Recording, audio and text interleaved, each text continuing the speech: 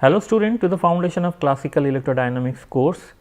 So, we are in module 3 and under module 3 today we have lecture number 51 where we try to understand the Biot-Savart some application of the Biot-Savart law. So, today we have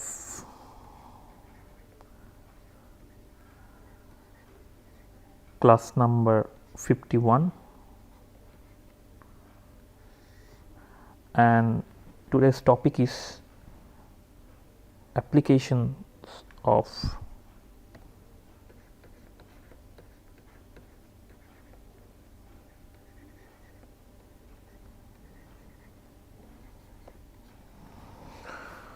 Biot-Savart law.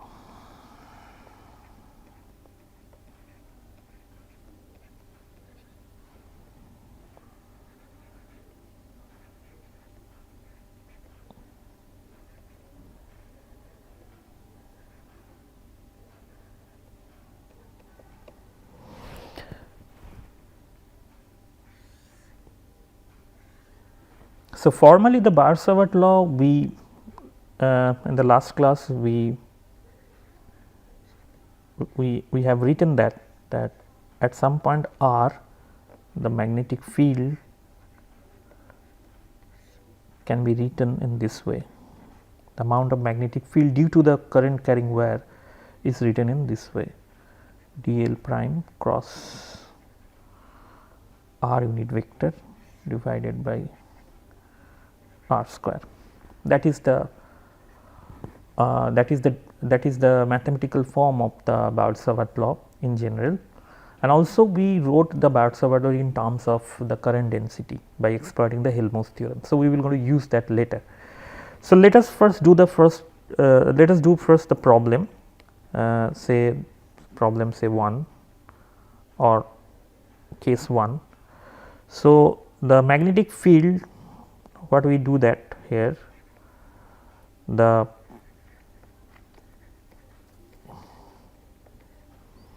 magnetic field produced by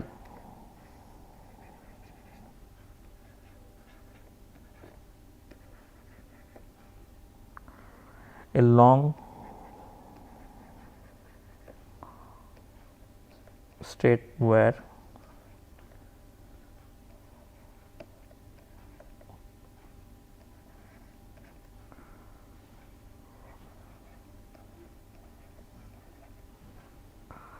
carrying a steady current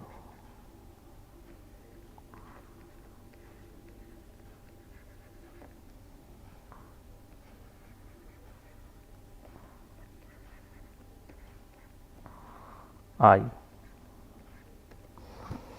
So,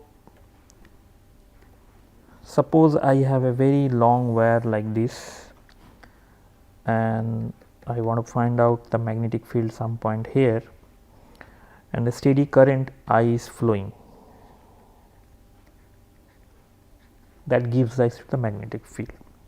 So, what should be the magnetic field here? That is the problem, a very standard problem. So, let us take this distance from here to here as S,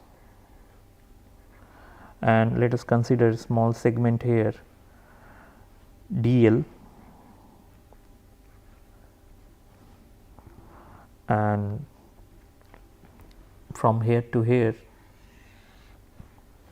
this is a vector r.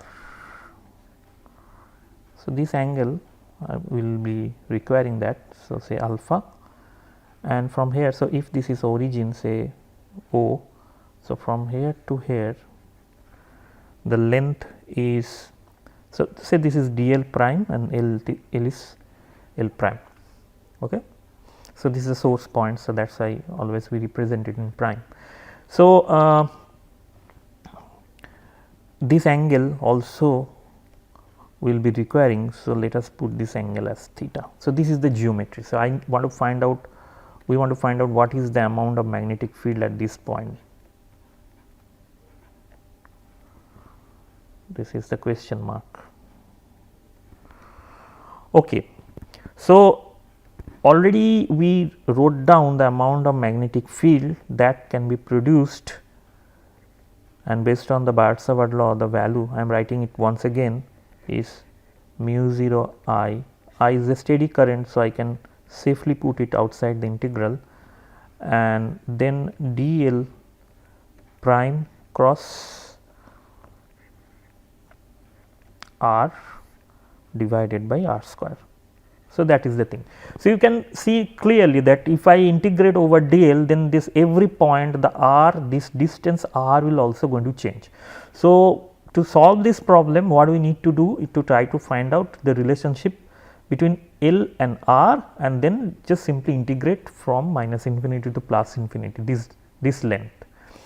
So, before that, let us execute what is dl cross unit vector r, which is simply dl prime and the angle between these two, and we know that angle is alpha. And if you look carefully, this alpha is related to theta. So, this is 90 degree. So, that means I can simply write dl prime cos of theta, right, because here from this geometry I have alpha is equal to theta plus pi by 2. This is 90 degrees. So, this plus this should be equal to this alpha. Okay, then 1 by r square is simply cos square theta divided by s square, because this length is s, from here to here it is s, this angle is theta. So, this I can write in terms of theta, one variable, and this constant, s is constant. So, that should be my. So, L prime again I can simply write as s into tan theta, which gives me dl prime to be s divided by cos square theta d theta. Everything is now in my hand. dl I write in terms of theta, 1 by r square I write in terms of theta, and dl cross r is also I write in terms of theta and dl prime.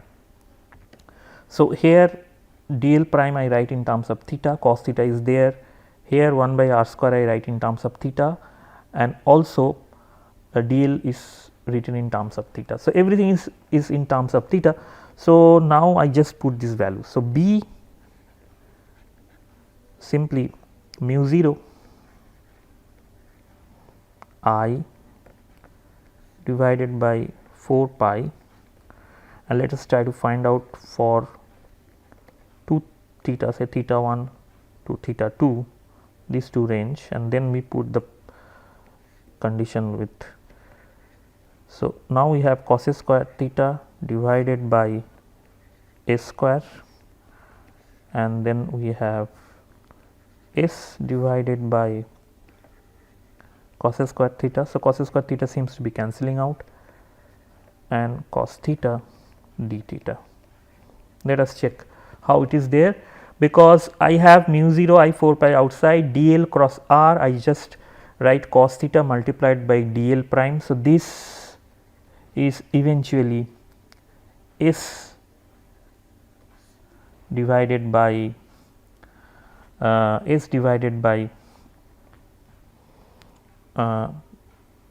so dl is s divided by cos square theta. So, s divided by cos square theta, and then I have a cos theta sitting here, okay, and 1 by r square is cos square theta s square. So, that I put here, and then dl cross r is s divided by cos square theta multiplied by cos square theta. So, this I write here. So, eventually cos square theta is cancelling out here, and s is also cancelling out. So, simply I have a s is constant, so I can take it outside. So, it is mu 0 I divided by 4 pi s integration theta 1 theta 2 and then cos theta d theta, and this integration is very much doable one. So, mu 0 I divided by 4 pi s, and I have sin theta 2 minus sin theta 1.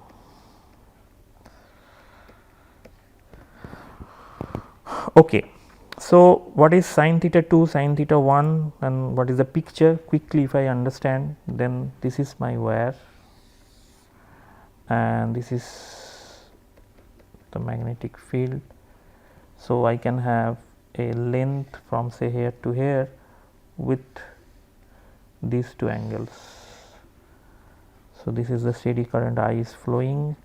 Suppose this is my theta 1 and this is my theta 2. Okay. So, now I can for infinite wire, what happened for infinite wire,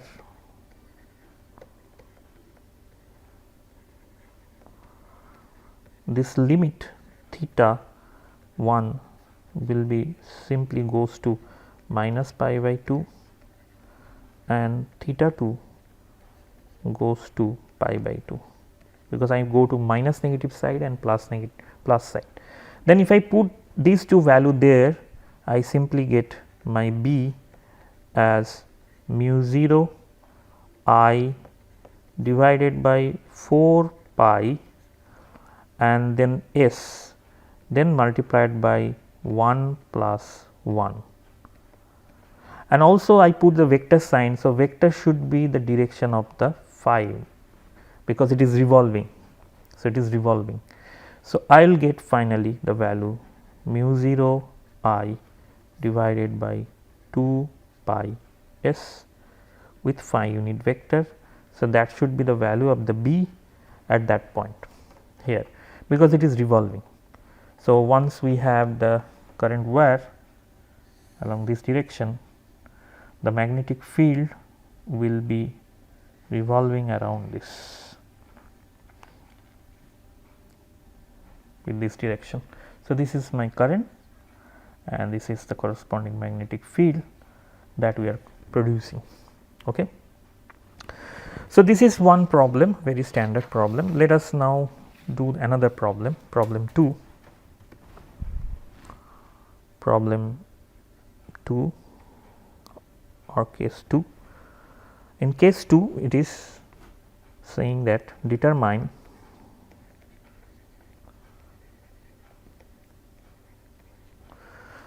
the magnetic field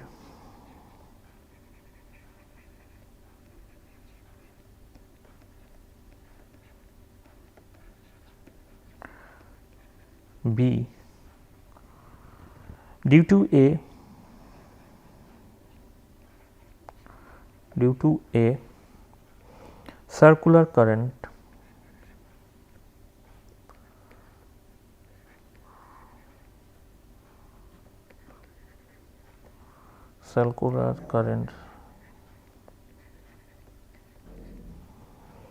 current loop at an arbitrary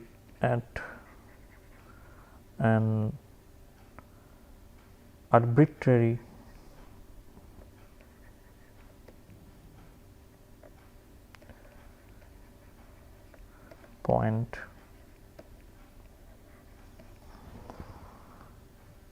on the axis of the symmetry.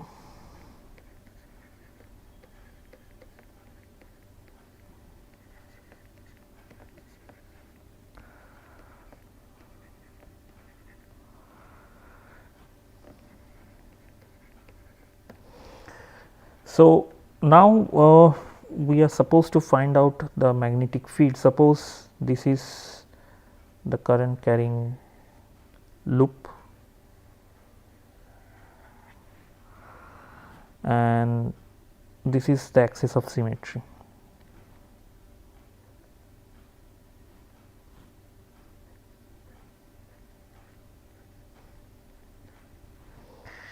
And we need to find out, because the current is flowing here, so we need to find out, suppose a small section is here.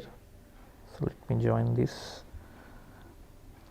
And if I join from here to here, so at this location I want to find out the magnetic field. So this is the location B I need to find out. Suppose this is R as usual, and this is Z. Over Z from here to here, this length is Z, which is fixed.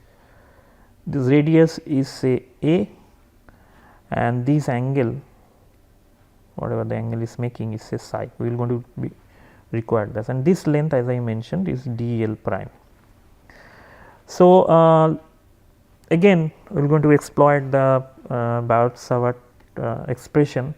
Let me write it down first. So B is mu 0 I divided by 4 pi integration dl prime cross unit vector r divided by r square. That is the form of the magnetic field.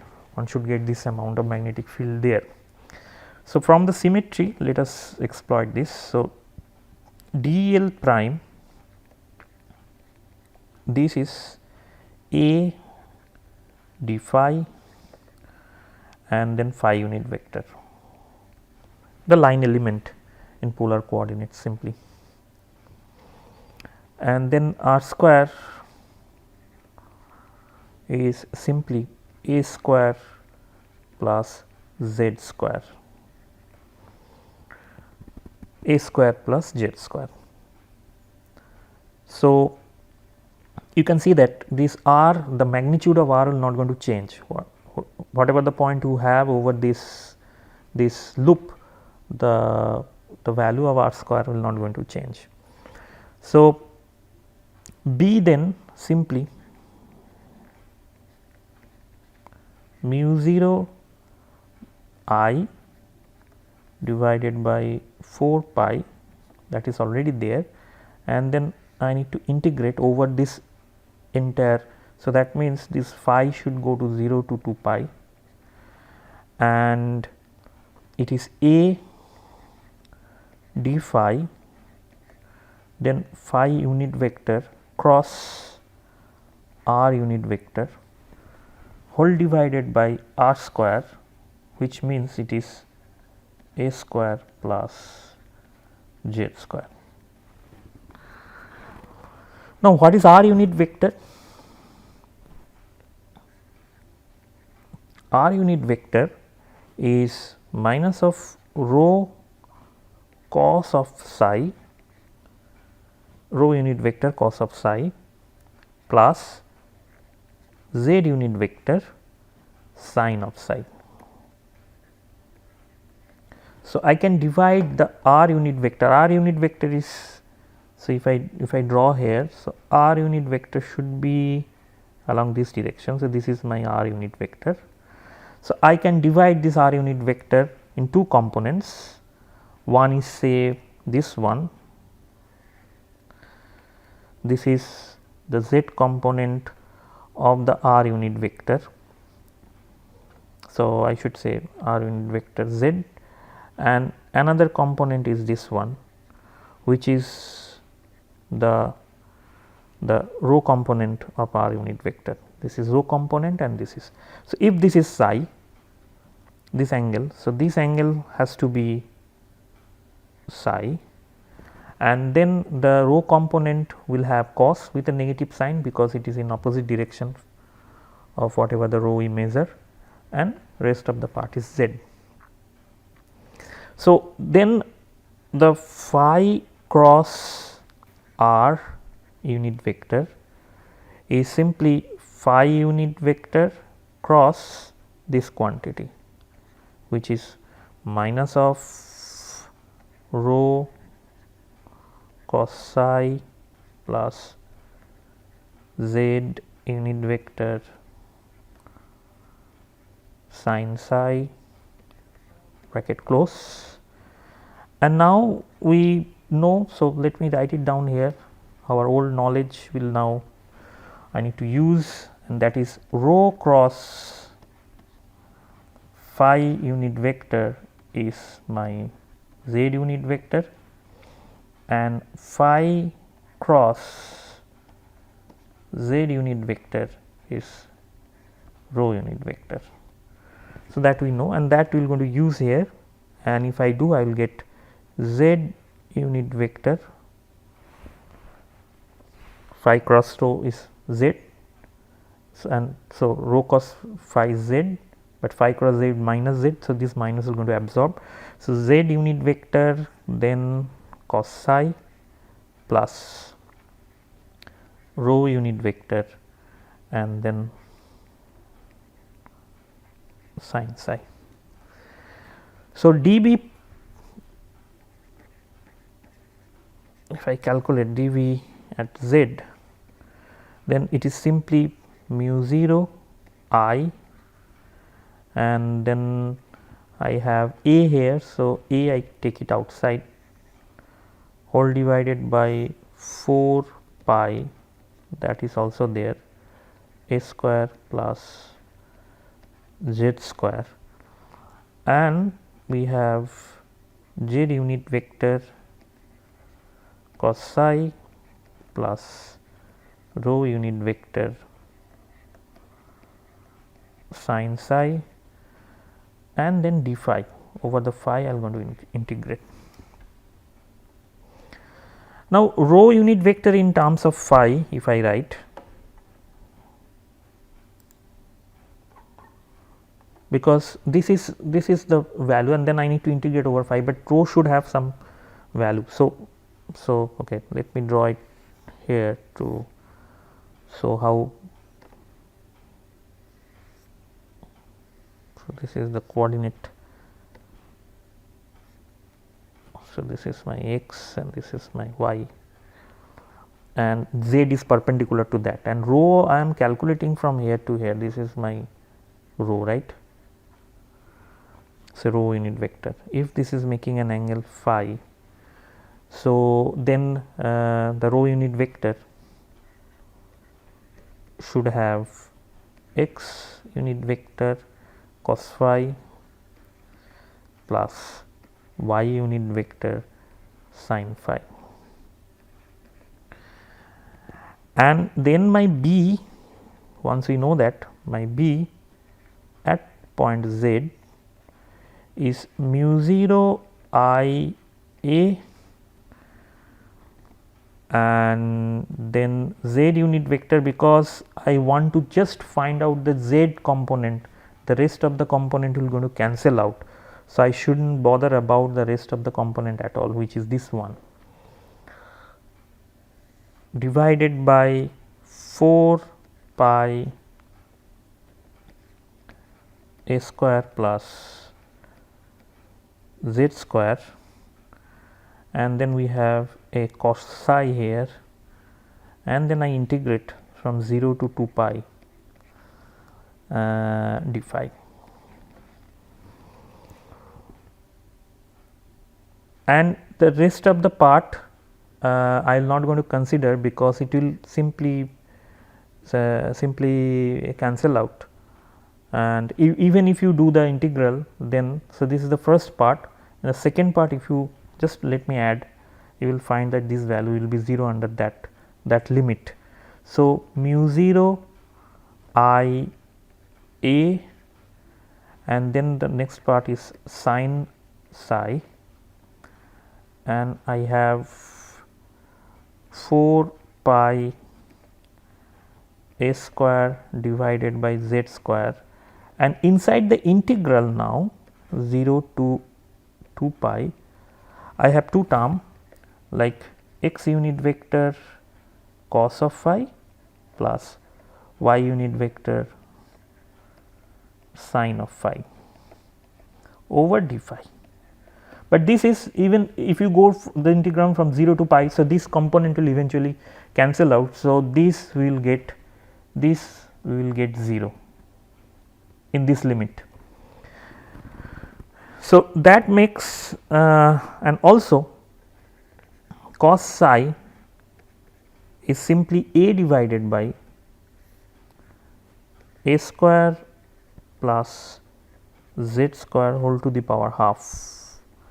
So, that makes simply b z is equal to mu 0 I have 2 a here. So, a square divided by 2 a square plus z square. I should have 3 by 2 because I just write cos theta cos psi here. So, this cos psi I just write, and also this integration gives us 2 pi. So, this 2 pi and this 4 pi will give me 2 mu 0 I, 1 a square is there. So, I just put 1 a square, and that should be in the direction of z unit vector, that is all.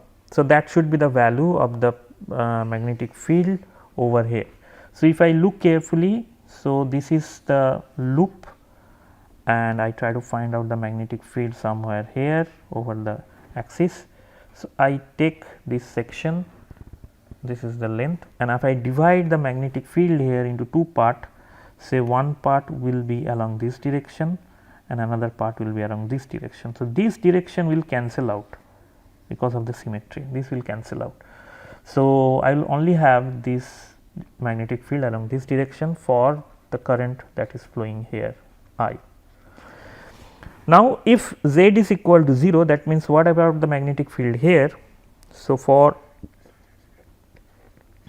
z equal to 0, I have beta at b as z equal to 0 is equal to mu 0, a very simplified expression I divided by, so z equal to 0, 1 a will going to cancel it, 2 a, and the direction will be along z direction.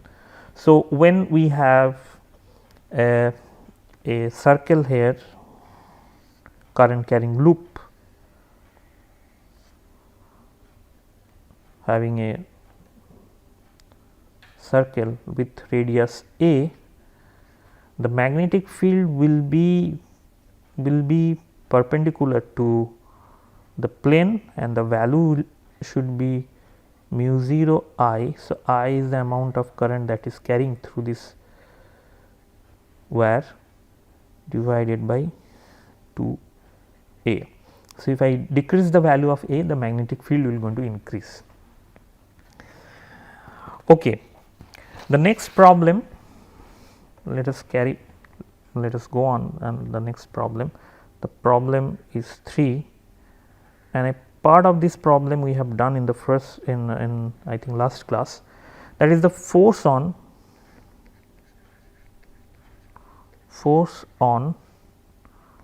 parallel wires.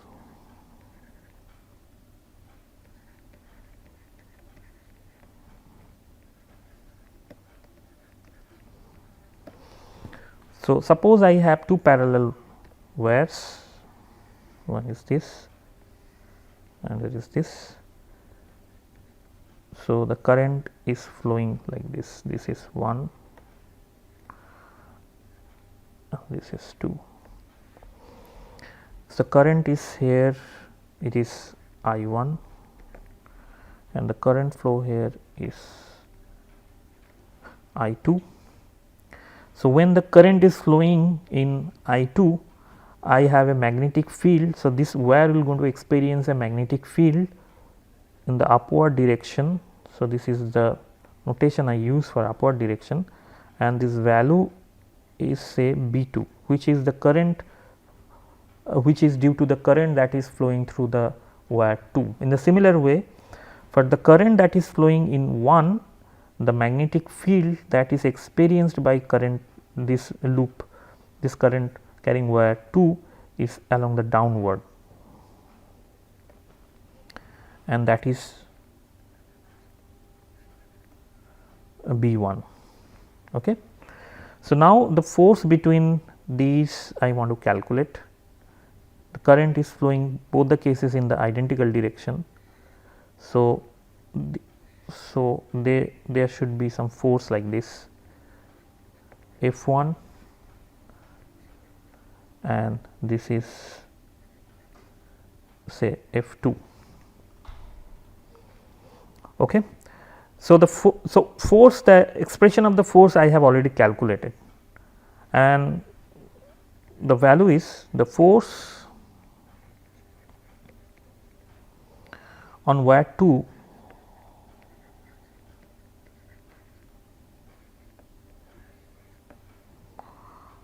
is simply F2 is equal to integration of I2 dl 2 cross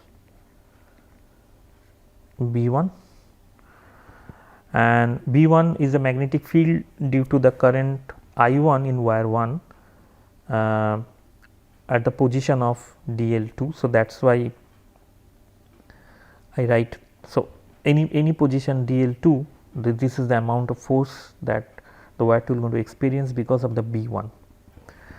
So, B1 if I calculate,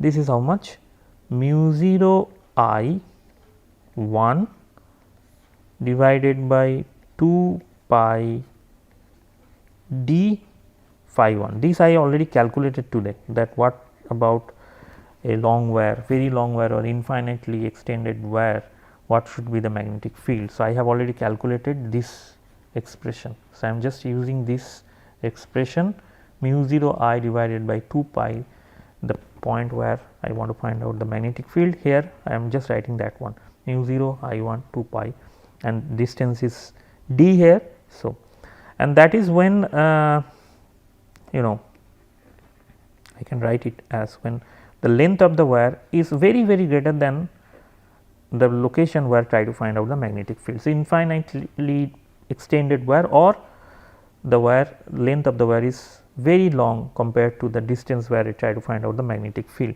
So, F2 if I calculate, then it simply becomes mu 0 I 1 I 2, because I 2 I can take outside, divided by 2 pi d, d is a constant, that is the distance between two wires, and then dl 2 cross phi 1. Okay.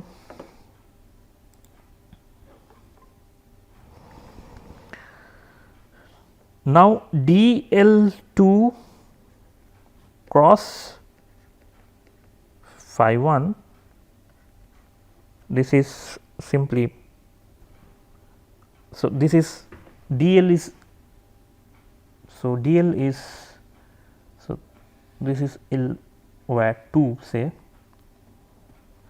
and dl is along this direction, right. So, this is my dl, dl is also along this direction, and what about the phi 1? The phi 1 is along downward. So, this is the direction of phi 1, downward. So, that is, if that is the case, then dl cross phi 1 should be along this direction, and that is, if I write, this is r 2 towards 1 unit vector and dl 2.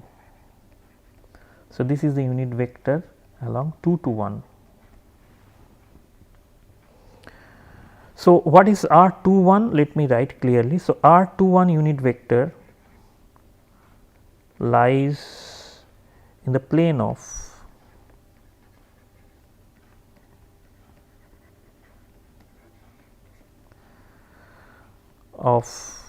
the wire and points from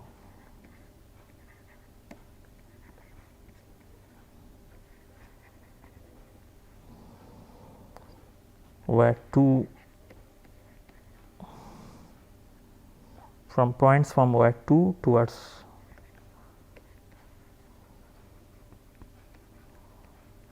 wire 1, this one. wire 1 is here and it is this direction. So, F2 I simply write here F2 is mu 0 I1 I2 divided by 2 pi d and R21 unit vector and then dl2, and if I integrate over this entire length, so it should be mu 0 I1 I2 2 pi d and then L R21.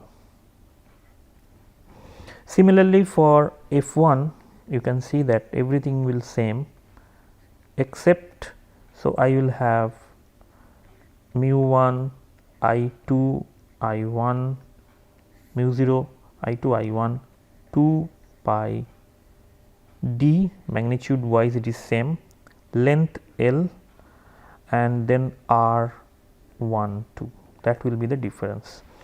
So, one is in this direction and another is another direction. So, that means we have an attraction. If they are moving in opposite direction, so in the first day in the last class I guess we show this figure and we mention that we are going to calculate rigorously. So, this is the calculation where you find out how the force between two wires are there. Okay, so today my time is up. So, I would like to conclude here in today's class. So, today we have very straightforward 3 examples of or 3 applications of Biot-Savart law. So, I suggest the students please check different books, and there may be some other interesting problems where you need to calculate the magnetic field for a given geometry. Some geometry is there that based on that you need to calculate the value of the magnetic field for a given point, but the procedure will be same. You need to just integrate, you need to just judicially calculate the relationship between the parameters, and then that is all. In the next class we will continue with the magnetostatic and try to understand more about the Ampere's law and these kind of things, and maybe some application of the Ampere's law. So, with that note I will conclude here. Thank you very much for your attention and see you in the next class.